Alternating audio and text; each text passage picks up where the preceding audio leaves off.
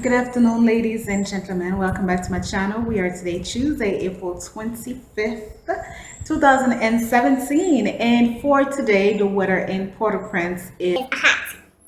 Yesterday, I kid you not, it was so gray.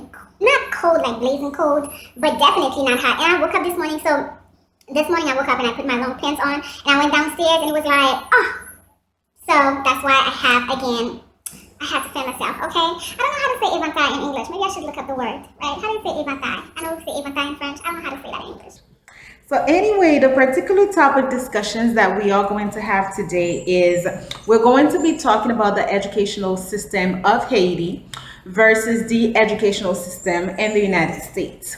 And I think that this video is going to be very important because through it, although there's just a few points that I'm going to point out because, unfortunately, I can't make this video too long.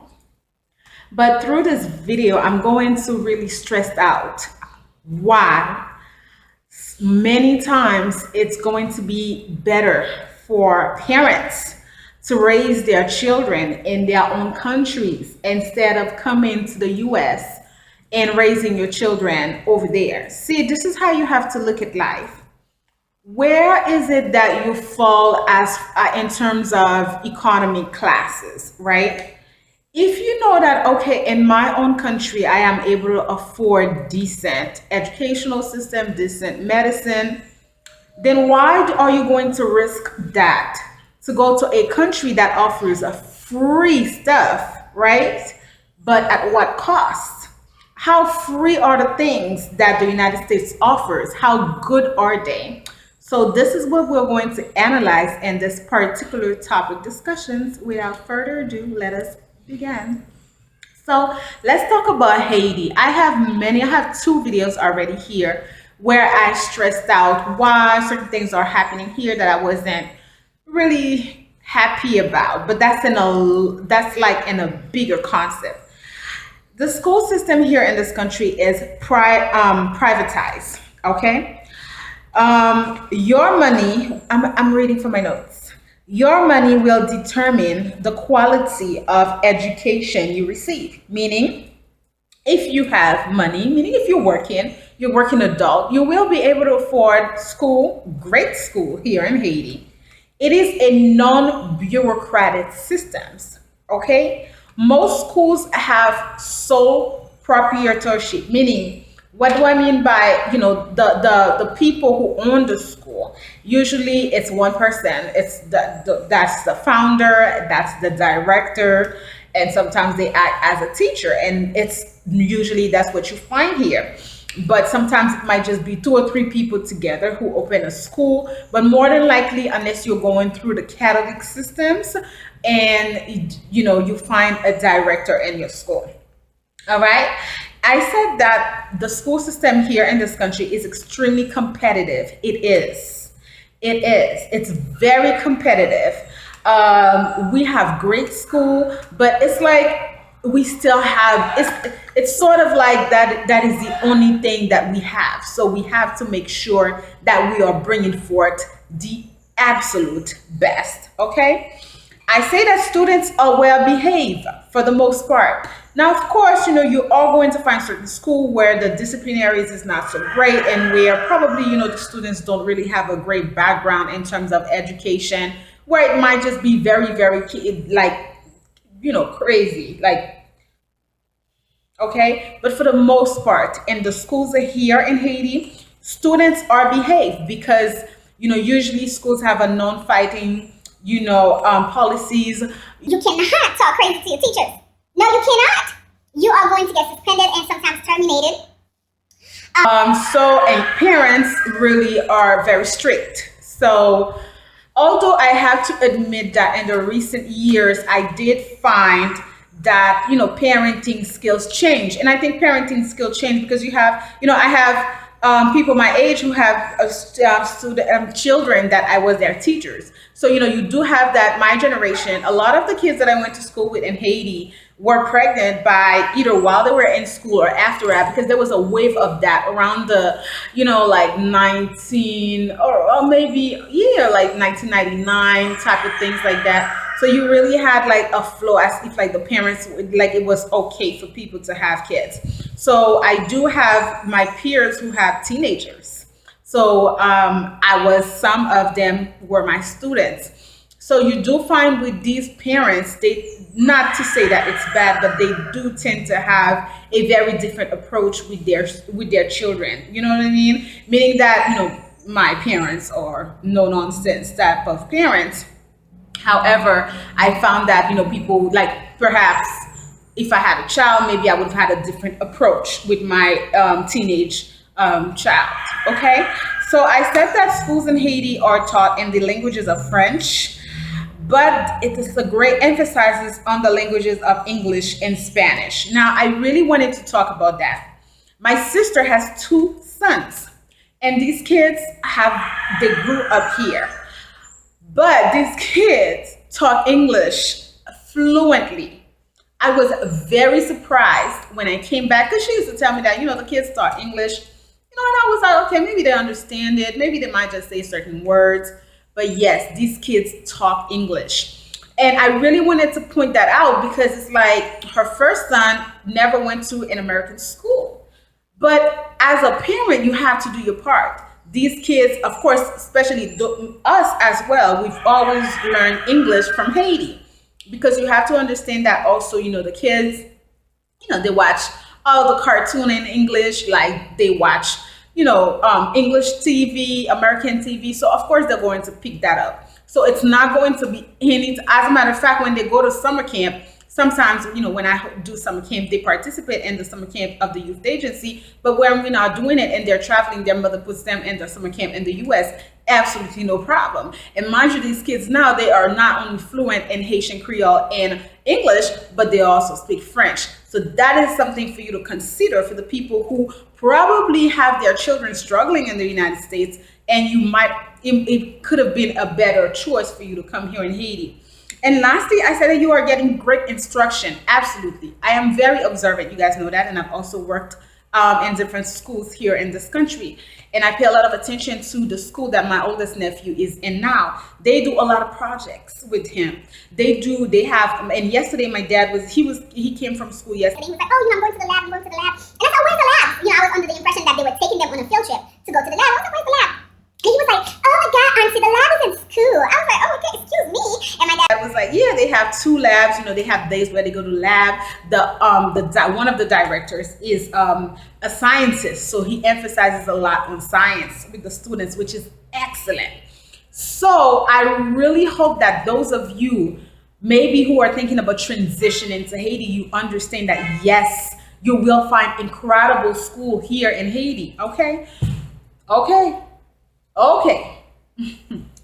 Now let's talk about the United States of America. Now I do like my little country. I mean, I don't hate the US. I know I'm always saying, but I just want to point out because there's a lot of things that they never told us, right? There's a lot of things that as, people, they just never really shared with us.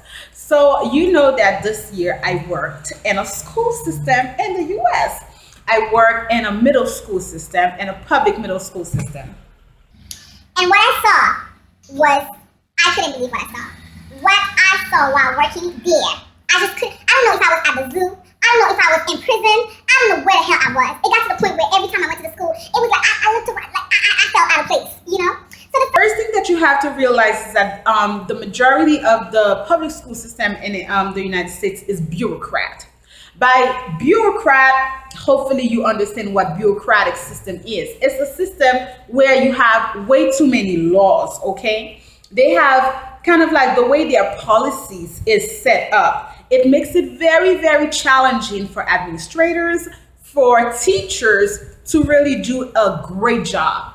And if you think that I'm like, saying things that are inaccurate, you can really many of the YouTubers, you have Naturally Fashionable, you have one of the Natural Sisters, all of these ladies are teachers.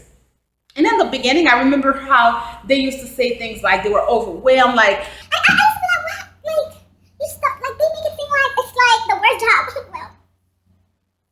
Well, OMG, okay? There are way too many laws in the school systems over there. laws that do not protect the teachers, nor do they protect administrators, and they handicap students. The laws for the school systems in the United States handicap students because they pretend and they're trying to make sure that the students, are safe. Students are not even safe. All the crazy things. Look at this. People coming in school, killing people. Like, no, no, no, no. These laws, they need to really think about them. I said that the students misbehave. Working in the public school system, working with the age group from, I would say from 8 to, I'm going to guess all the way to 14, 15. These are not necessarily age group that I like to work with because, like around from 9 to 12, you got kids who are going through a lot of emotions. Their bodies are changing. So a lot of time these kids, they really misbehave, right? Because they don't know how to act. And normally as an instructor, as an educator, you have to instill discipline in these children. But the way the school system is set up, you as an individual, you can really get in trouble if you're trying to instill discipline. Sometimes you really have to turn around to the awful laws that the school has just to protect yourself, right? What I also realized was that it's almost like a prison system. Yes, I did feel like it. And the last place where I worked, it was really not the correct place. And I didn't work for the school. I worked at the school with an organization who provide extracurricular activities. Now, we're not going to go, unfortunately, it's already 12 minutes into the video, so I can't really talk to you about my experience, or maybe I will afterwards. Working with this particular organization and what was totally wrong. But just being someone who works with a program within the school, I just felt like it was the most unsafe place for anybody to work with. Okay, I say that it's non-privatized, but for the most part they have awful management. That's what I think. It's not privatized, it's public, but the entire management system, the way it's set up, is just really it's quick to label students. I put that it's quick to label students because it's kind of like when the kids, because I work predominantly in a Hispanic immigrant school system. Now, if you have immigrants, you understand that English is not our first language. It may just be the entire, especially when you have students who are coming from so many different backgrounds and so many different cultures. The problem that you are having is that these institutions are quick to label the students. And I have the impression that they're quick to label the students because they can profit out of these, how do they put it again? They can profit out of these, students who have problems and things like that. So I think that that's really a problem. Okay, I said that they are very threatening toward administrators, teachers, and parents. Now, by very threatening, I mean that as a parent, parents have a lot to deal with because sometimes the kids may come to school and they may say certain things depending on that instructor. That person may take that out of context and the parent may get in trouble. Toward administrators and teachers, it's about the same thing because it's kind of like these kids have way too many power in this school and they are using it to their own advantage, which is really, really, really bad, right? It's kind of like they know what teachers can't do. So instead of they're very mischievous in that sense. Not all of them, but the majority of them sometimes. Like, oh, don't touch me, or don't do this, don't do that. You are in my personal space. Like, would you cut it out already? Cut it out. So, of course, my transitioning and me working in the school system, I was extreme, especially working in a middle school. I was really, really quiet. I was just like that very quiet but powerful force. But at the same time, I was just watching my back because of the fact that I realized that it was just crazy, the entire administrator. So I had to make sure that, my direct supervisor understood who I was. My direct supervisor understood my way of doing things. But in the long run, this is one of the reasons why I opted to come here. It is because I felt like my presence was like I wasn't making a difference. I didn't feel like me being there working with kids. I don't want to say that I didn't feel like I wasn't making a difference, because some of the kids, like, I really warmed up to them, but at the same time, it was just too much going on. Way too much going on. So I said it's like poor instruction. Yes, yes, very much so. What I noticed was like the instruction level wasn't. It's like it just wasn't working. The teachers were really like, it's the same thing that other teachers described. The teachers were really overworked. They were tired. It was just like, nah. Yeah, and then I put teachers overworked. Yeah, and I said, to me, as a conclusion, I say that it's a complete failure in my opinion.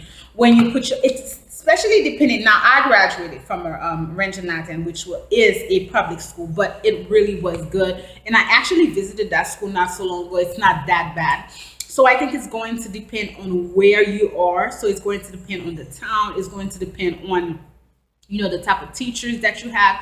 A lot has to do with it. But personally, what I do feel like, if someone had the opportunity, I think it would be probably way better for you to keep your children either in Haiti or any particular country where you are until they're ready to jump to college. All right, ladies and gentlemen, thank you so much for watching this video. I hope it was really informative and very helpful to you, and I shall see you in the next.